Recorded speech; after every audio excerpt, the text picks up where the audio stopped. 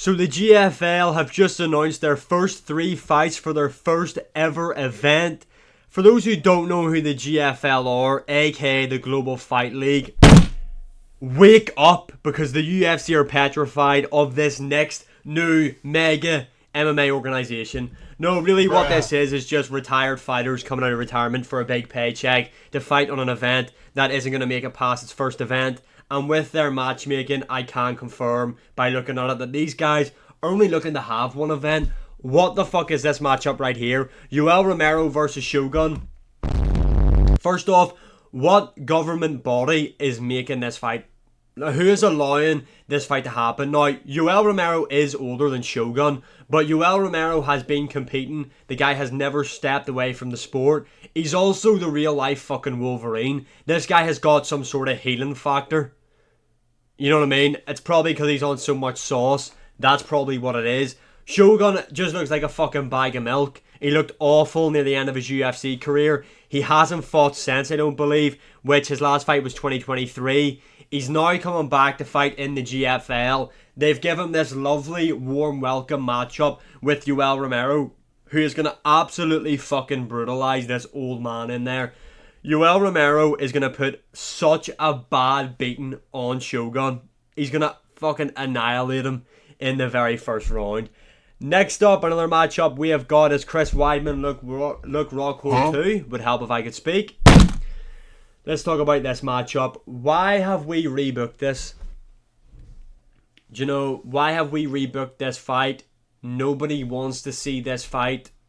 I don't care for it. They're signed to the GFL. There are different fighters from different promotions on the roster for the GFL. I don't see why they take retired UFC fighters who have already fought before and book them up against each other again. Doesn't make sense. Don't like this matchup at all. And then we've got this one right here. Uriah Hall versus Douglas Lima. Don't like this matchup either. Nice to see. Is it nice to see Douglas Lima? I mean, I haven't really kept track on this guy since his second fight with MVP, to be honest.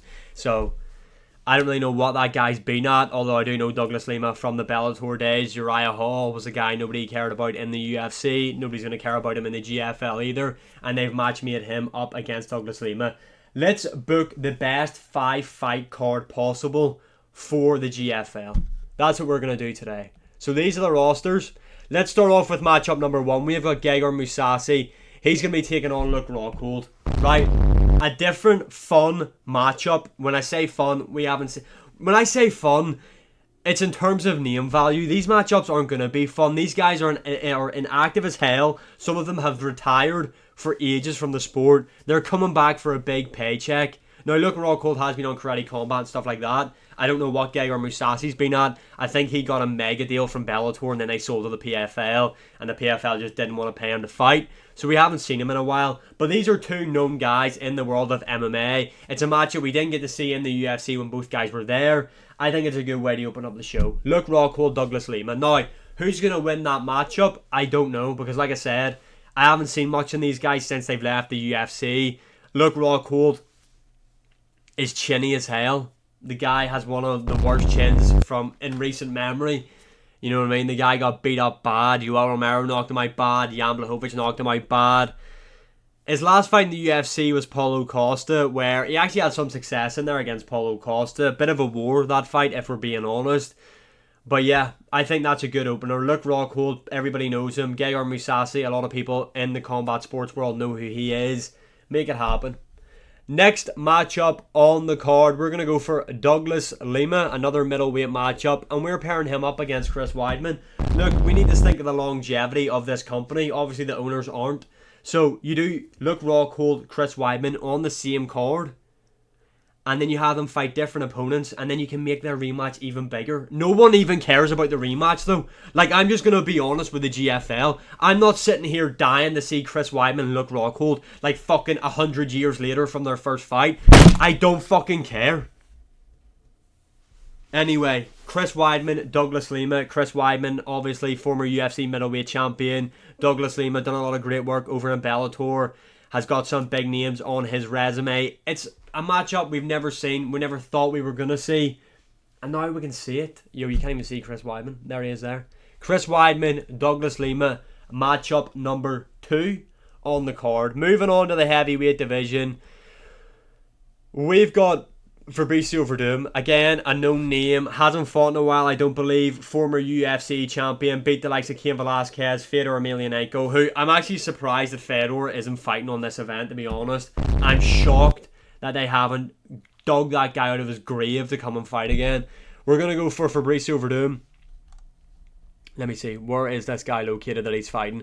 Rubeles de Spain. Look, I wanted to have Rubeles de Spain versus Junior Dos Santos. As you can see on screen, they're in the same team, so we're not going to see that matchup. Might be difficult for Rubeles, this one, because obviously Fabricio Verdum can grapple. He is a grappling heavyweight.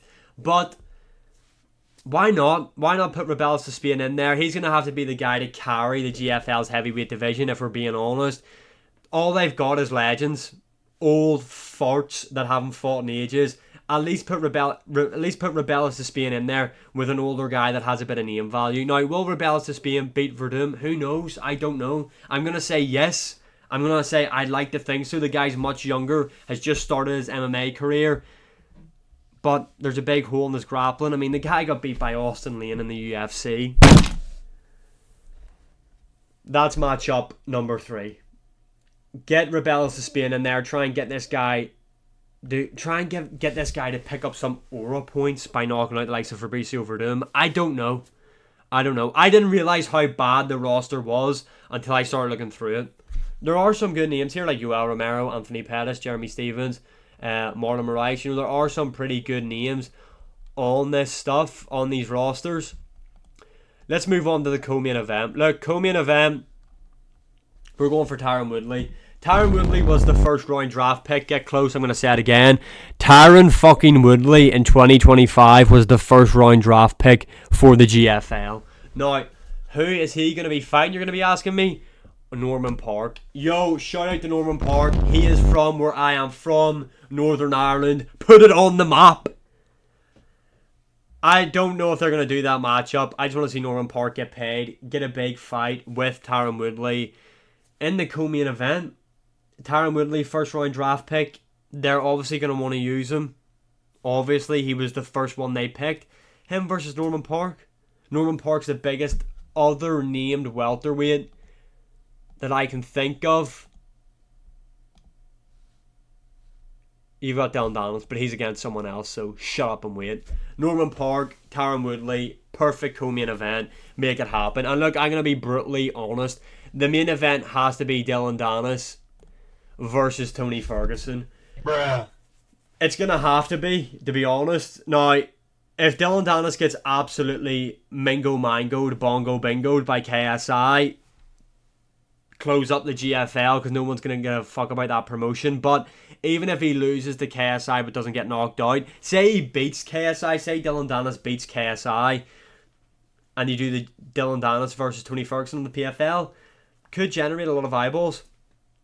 Really could. I think that's the matchup to do. I think that's the biggest matchup they can make. Tony Ferguson, obviously beloved, has a beloved fan base. Everybody loves him from the UFC days. One of the most overrated fighters of all time, in my opinion. Dylan Daniels obviously has links to Conor McGregor. Has a big social media presence. He's been in there with the likes of Logan Paul. He's getting in there with KSI. People will know who that guy is. I think that is the main event to make. It can sell itself. Both guys will talk a lot of shit. That's the perfect 5-fight card, in my opinion.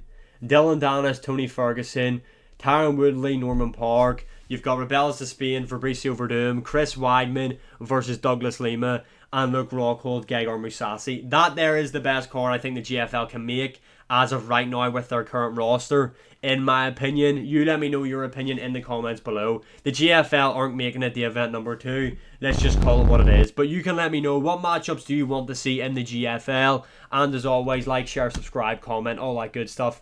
And I'll see you again in the next one.